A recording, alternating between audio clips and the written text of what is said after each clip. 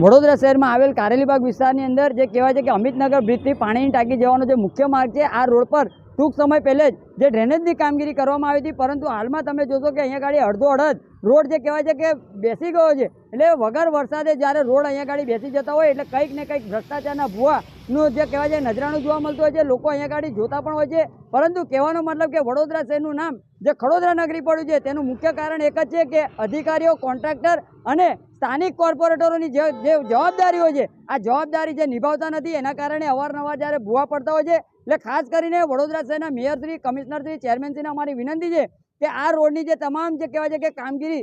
જાત તપાસ કરવામાં આવે, સાથે સાથે આવા કોન્ટ્રાક્ટરને બ્લેકલિસ્ટ કરવામાં આવે અને અધિકારીઓને સસ્પેન્ડ કરવામાં આવે. કારણ કે વડોદરા શહેરની અંદર અવારનવાર જ્યારે ભૂવા પડતા હોય, ખાડા પડતા હોય અને જો કદાચ એના કારણે જો કદાચ કોઈ બાળકનું મૃત્યુ થશે અથવા તો કોઈ સ્કૂલ વાન અહીંયા ગાડી જો કદાચ ખાબકી જશે તો તેનો જવાબદાર કોણ? સાથે સાથે વડોદરા